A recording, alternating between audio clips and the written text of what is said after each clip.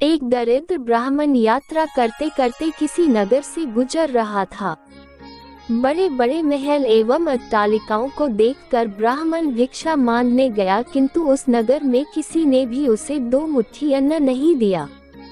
आखिर दोपहर हो गई तो ब्राह्मण दुखी होकर अपने भाग्य को कोसता हुआ जा रहा था। सोच रहा था, कैसा मेरा दुर्भाग्य है, इतने बड़े नगर में मुझे खाने के लिए 2 मुट्ठी अन्न तक नहीं मिला। रोटी बनाकर खाने के लिए 2 मुट्ठी आटा तक नहीं मिला। इतने में एक सिद्ध संत की निगाह उस ब्राह्मण पर पड़ी। उन्होंने ब्राह्मण की बड़बड़ाहट सुन ली। वे बड़े पहुँचे हुए संत थे। उन्होंने कहा, हे दरिद्र ब्राह्मण, तुम मनुष्य से भिक्षा मांगो, पशु क्या जाने भिक्षा देना। ये सुनकर ब्राह्मण दंग रह गया और कहने लगा, हे महात्मन, आप क्या कह रहे हैं? बड़ी बड़ी अट्टालिकाओं में रहने वाले मनुष्यों से ही मैंने भिक्षा मांगी है। महात्मा बोले, नहीं ब्राह्मण, मनुष्य शरीर में दिखने वाले वे लोग भीतर से मनुष्य नहीं हैं। अभी भी वे पिछले जन्म के हिसाब से ही जी रहे हैं। कोई शेर की योनि से आया है तो कोई कुत्ते की योनि से आया है, कोई हिरण की योनि से आया है तो कोई गाय या भैंस की योनि से आया है। उनकी आकृति मानव शरीर की जरूर है, किंतु अभी तक उनमें मनुष्यत्व निखरा नहीं है, और जब तक मनुष्यत्व नहीं निखरता तब तक दूसरे मनुष्य की पीड़ा का पता नहीं चलता। दूसरे में भी मेरा प्रभु ही है, ये ज्ञान नहीं होता।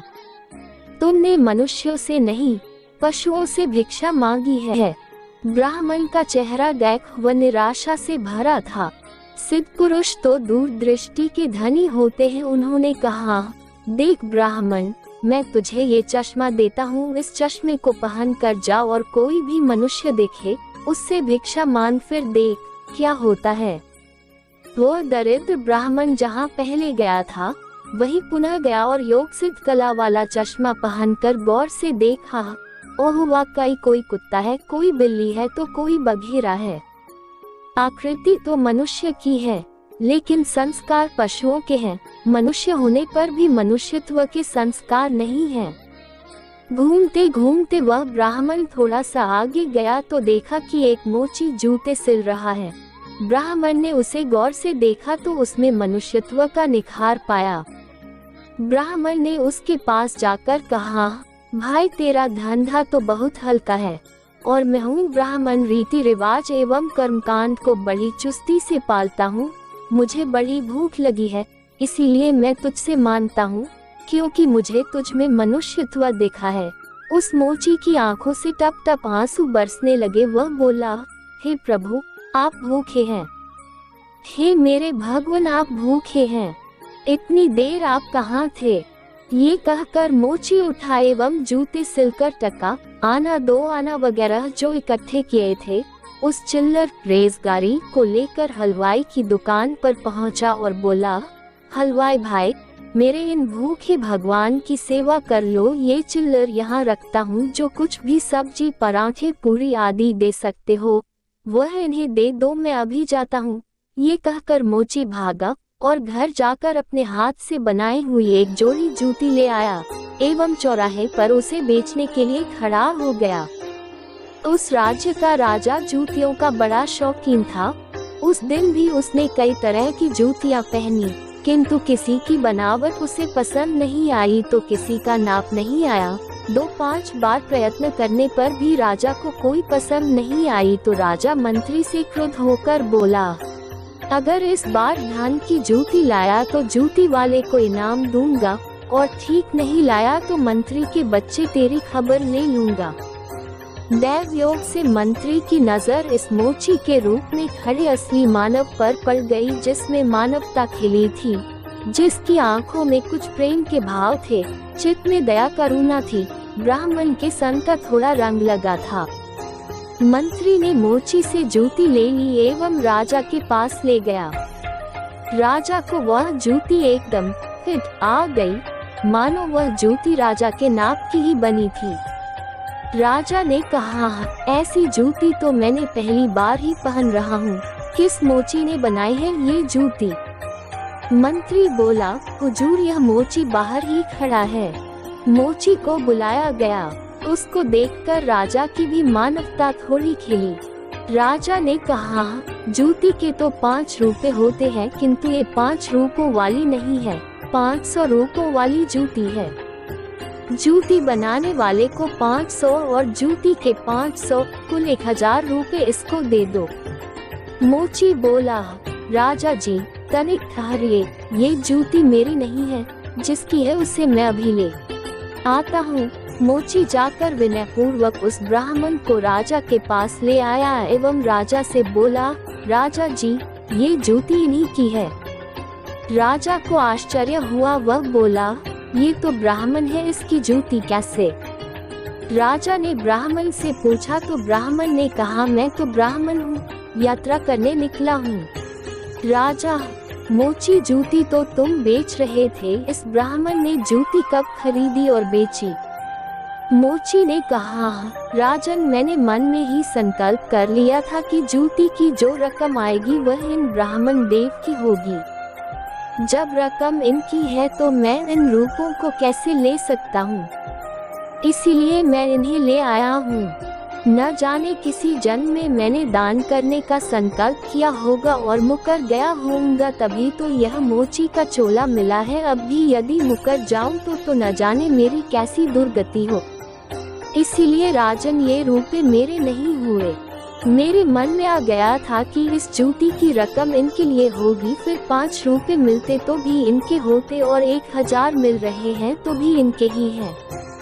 हो सकता है मेरा मन बेईमान हो जाता, इसीलिए मैंने रूपों को नहीं छुआ और असली अधिकारी को ले आया। राजा ने आश्चर्यचकित होकर ब्राह्मण से पूछा, ब्राह्मण मोची से तुम्हारा परिचय कैसे हुआ?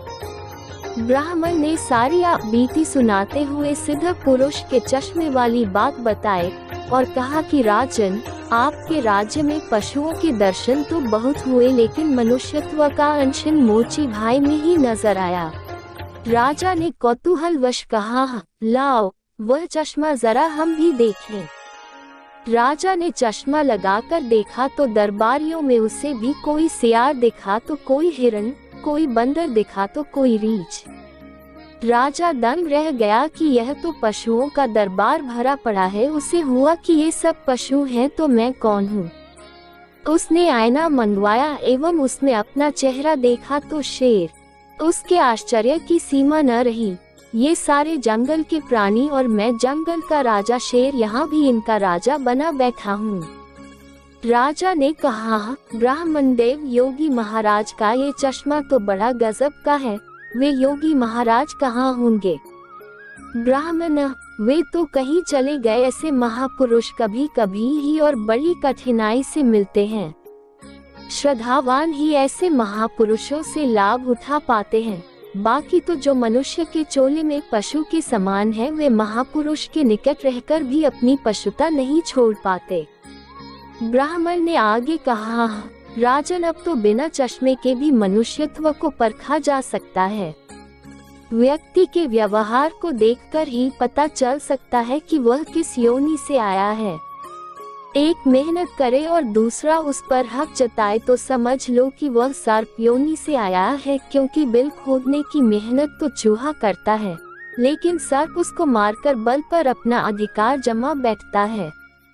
अब इस चश्मे के बिना भी विवेक का चश्मा काम कर सकता है और दूसरे को देखे उसकी अपेक्षा स्वयं को ही देखे कि हम सर्प योनि से आए हैं कि शेर की योनि से आए हैं, या सचमुच में हम में मनुष्यता खिली है। यदि पशुता बाकी है तो वह भी मनुष्यता में बदल सकती है। कैसे? गोस्वामी तुलसीदास जी ने कहा है, बिगड़ी जन्म अनेक की, सुधरे अब और आजू। तुलसी होई राम को, राम भजी तजी कुसमाजू। कुसंस्कारों को छोड़ दें, बस अपने कुसंस्कार आप निकालेंगे तो ही निकलेंगे।